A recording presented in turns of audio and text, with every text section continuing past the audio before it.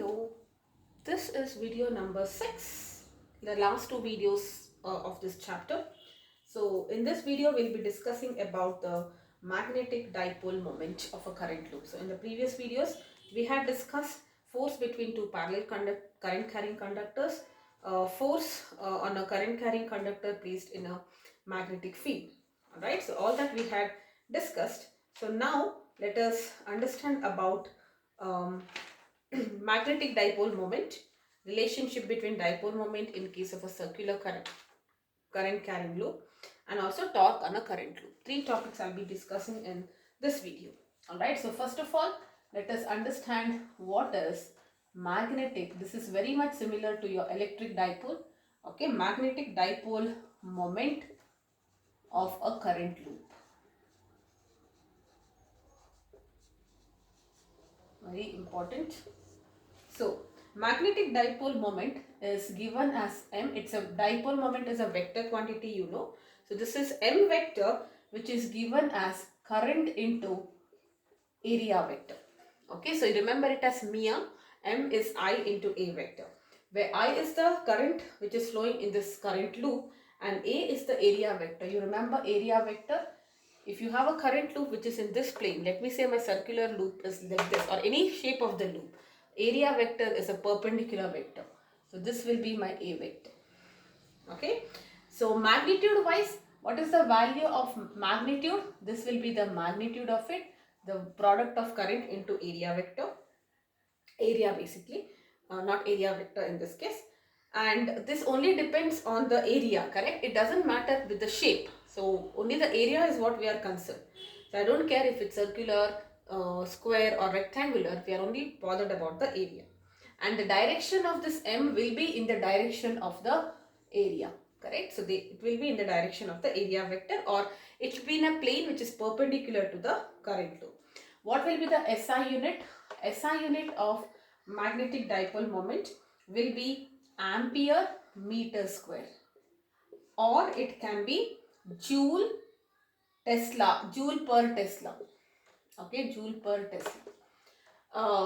Ampere meter square. Area is in meters, so it's ampere meter square, or if you just write it in terms of rearrange it, it can be joules per Tesla also. If you have n coils, capital N is the number of turns, n turns if you have. So then so n turns it should be.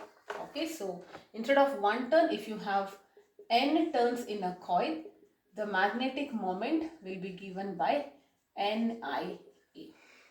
Alright, so this is the introduction to the magnetic dipole moment. So what is magnetic dipole moment? M is equal to IA. It's a vector whose direction is along the direction of the area vector. SI unit is AM square. If you have n turns, it is n into IA. Okay. Now, let us understand the relationship between, you are trying to understand the relation between your magnetic dipole moment and the field along the axis of a circular current carrying loop. Okay, very important again. Okay, so you remember this derivation is also important. So how will the diagram be? So you have a circular loop like this. This is my circular current carrying loop. Let us say this is my x-axis, this is my y-axis, and this will be my z-axis. So I would say it is perpendicular like this. It's perpendicular to the, it's along the x-axis. Alright, yes. So let us say the current which is flowing is in this direction. This is current I. Let the radius of the loop be capital R. And let us say there is a point P which is at a distance of x from the center. Okay, this is point P. And let the field at this P be vector. Okay, so this is what I have. Now, you know, we have already done this in the second class, if I am not wrong, or the first class. What will be the magnetic field at a point on the axis at a distance of x from a current carrying circular loop?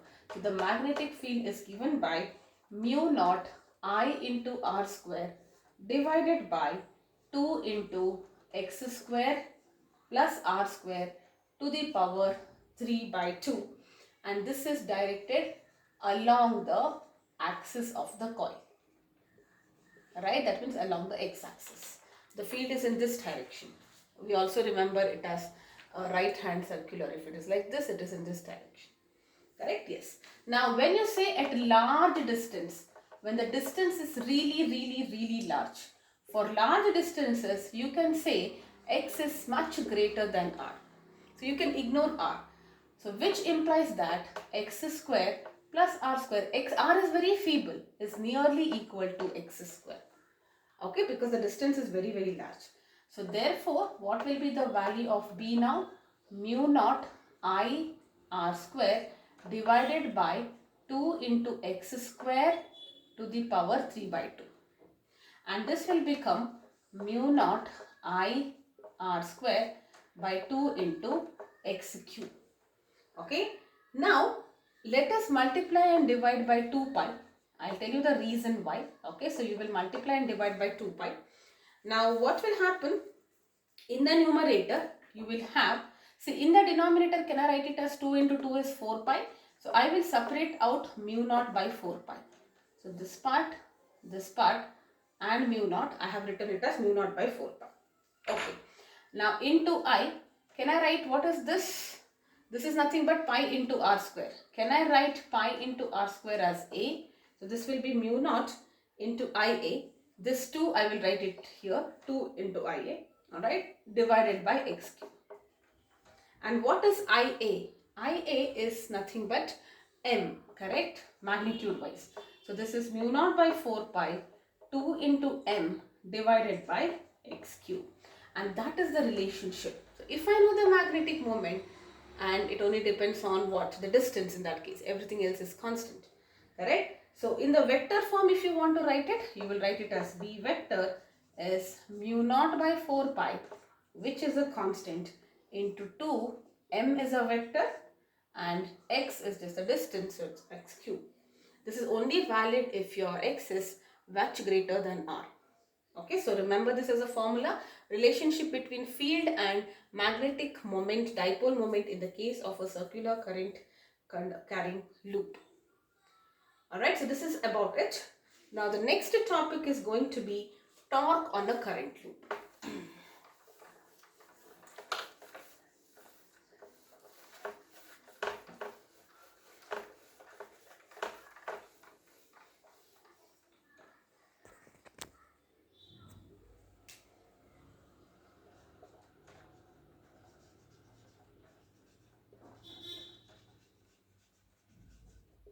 Okay, this is also super important. It is something that you had studied in your lower grade as a principle of the motor. You have studied this as a motor, in fact. Remember when I told you, you have a current carrying conductor, you place it in a magnetic field, it will experience a torque because of which it starts moving, correct? And that is nothing but your electric motor. The magnitude of it is ILB. We had discussed all of that, right? So because of a charge it is QVB, here it is ILB. Now let us try to understand the torque on a current carrying current loop. Alright, so let us say you have two magnets like this. This is your north pole, these are horseshoe magnets. Okay, you know horseshoe magnet, it's like this. One of this is north and one of this is south. And then let us say there is a current loop like this. Alright, now in reality it will be connected to slip rings and all of that. Okay, so but here you can only bother about the current because we are not understanding this as a motor. Okay, so this is connected to it. Alright, so what will be the direction of current? It will be in this direction. Let us say this length is B, this length, and this side is A. Let me name it so that every time we can write it. This is A, B, C and D. Alright, so yes, this is a, what is this? This is a rectangular loop ABCD which is carrying current. This is the direction of current. Okay, it is placed under a magnetic field. This is uniform magnetic field and this is the direction of it from north to south always. Correct? Now we will consider the first case here. Case 1, when the coil is in the plane of magnet. That means all are in the same plane, like this blackboard for example. Okay, everything is in the same plane.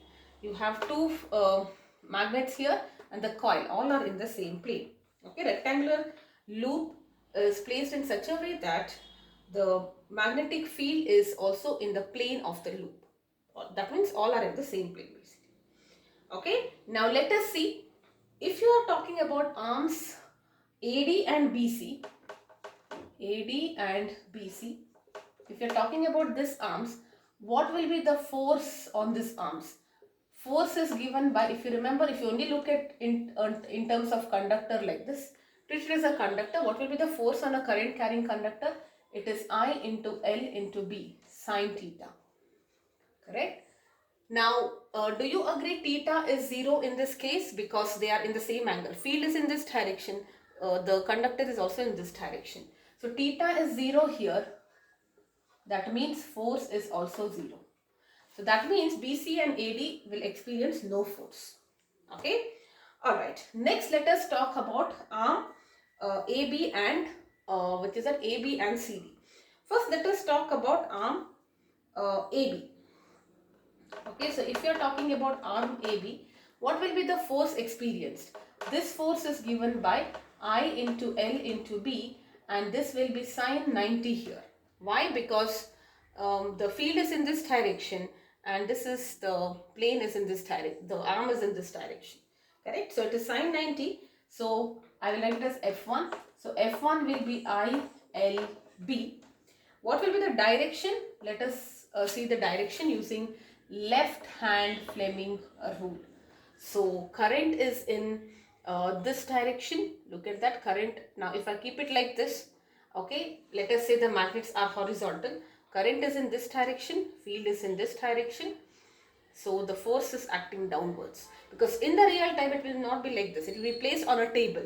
Imagine this was placed on a table. So the AB is actually going into the plane, right? So current is into the plane, field is in this, force is downwards. So this will be acting downwards in real time. Or if you are talking it in terms of this plane, then current will be like this. Current will be like this, field is going into the plane. Okay, so however you want. Alright, next let us calculate the force on arm CD. Arm CD is also F2 is ILB. Okay, what is L here? L will be B here, right? So I can write this I as B, L as B here, B small b because length is B. Okay, so this is also same, sine 90. That means magnitude wise it is still IB capital B. And what will be the direction? It's in the opposite direction, right? So current, field is in this direction, current is going like this. So force will be in the upward direction, or it is going out of the plane if you are considering it as vertical plane.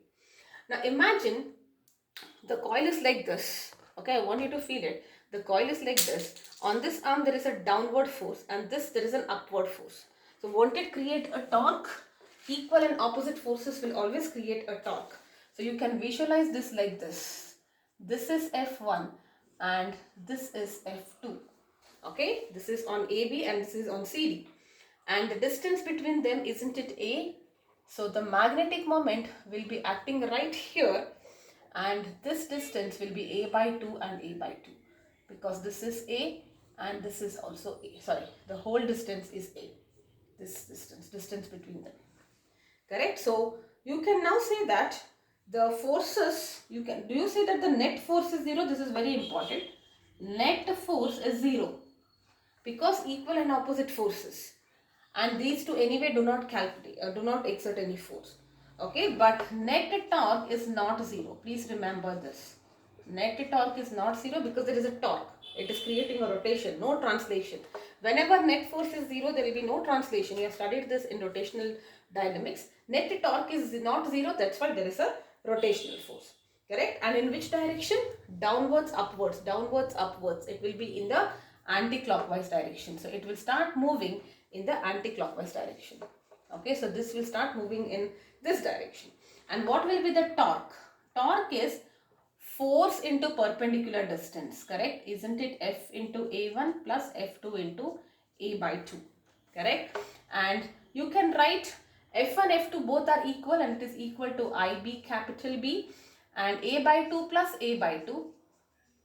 Correct? So isn't it IB B into A? Right? This is what you'll be getting. Okay, small a. Now what is A into B? Small a into small b. A into B is the area. So can I write it as IAB?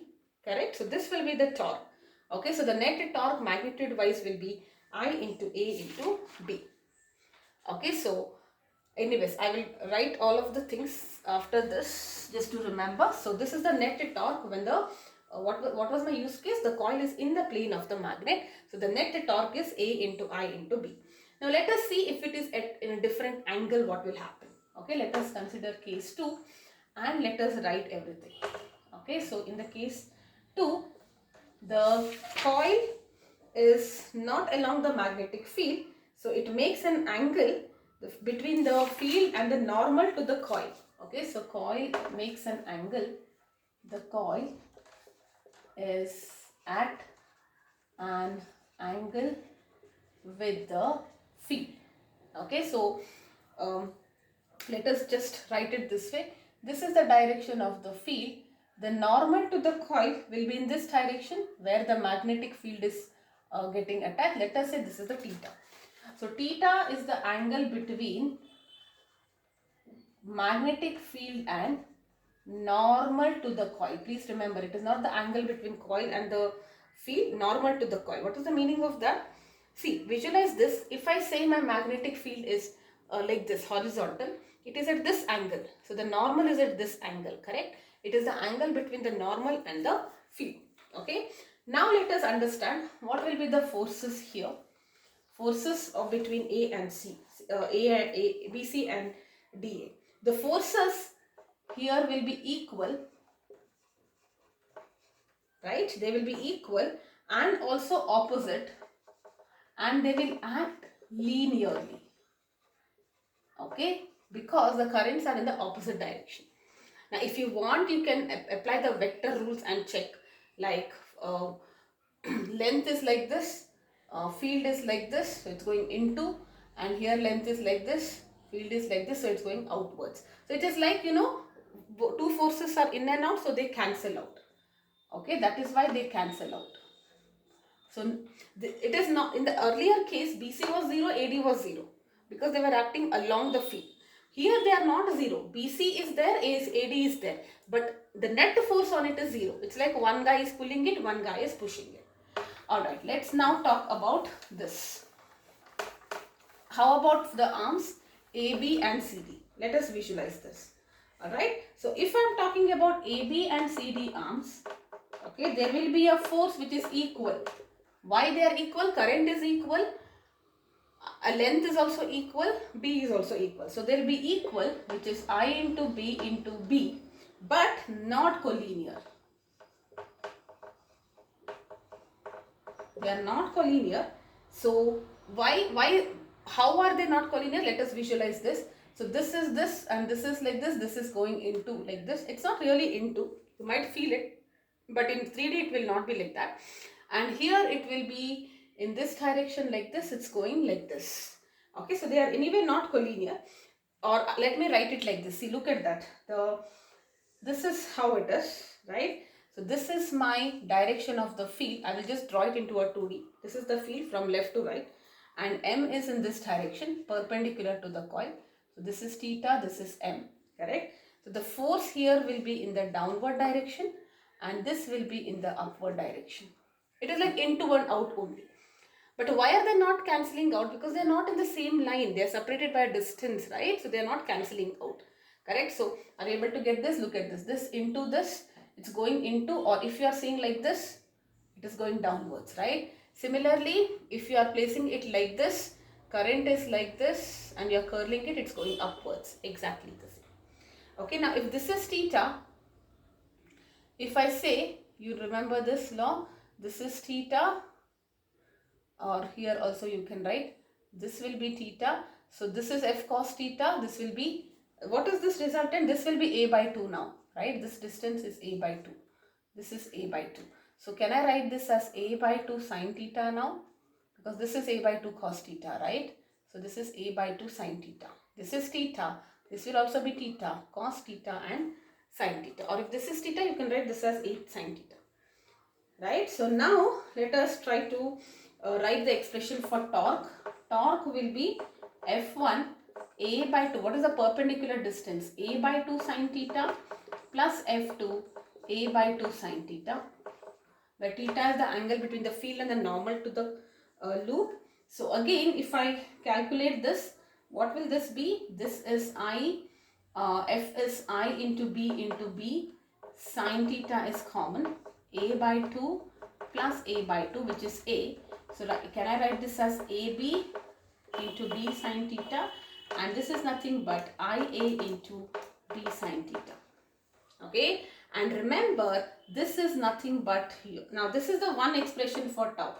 Okay, IAB sine theta. Alright, IAB sine theta, I'll write it here. So torque in general is IAB sine theta. If it's long, when theta is 0, it is IAB. Okay, now IA is M, right? So can you write this as M cross B? This is also very important. Why? Because this is M B sine theta, and that is nothing but M cross B. Okay, it's very similar to your torque because of an electric dipole where it was equal to P into E electric field. Alright, so this will be the expression. Now what I want you to summarize is this. Okay, so charge which is moving, what will be the force on that charge? It will be QVB sine theta or QV cross B. Okay, what will be the force on a current carried conductor? It will be ILB sine theta or L cross B. Okay, and what will be the torque? Torque will be I into AB sine theta, or it will be M cross B. Okay, I into L cross. This will be Q into V cross B, I into L cross B. Here it is M cross B. So remember this, QVB, ILB, replace I with A, you are going to get the torque. Alright, so let's quickly do a question, and we are done with this topic. The last topic will be moving coil galvanometer. That's the last topic in this chapter. Alright.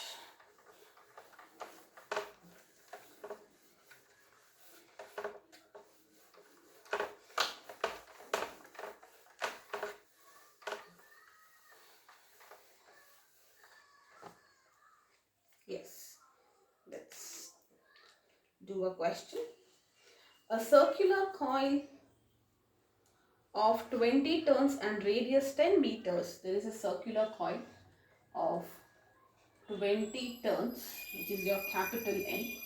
This is a capital N. Radius is 10 centimeter. 10 into 10 power minus 2 meter, is placed in a uniform magnetic field of B is equal to 0.01 Tesla, normal to the plane. Now understand that this field is normal to the plane of the coil. Okay, so if your coil is like this is the direction of field. Okay, if the current in the coil, okay, so what is the value of current here? 5 amperes. Okay, you have to find the total torque. Total torque on the coil is what? That's the first part. Total force on the coil. Okay, so now let us first find the torque on the coil. Okay, so what will be the torque? You know, if you have n turns, see, if it is 1 turn, it is IAB sine theta.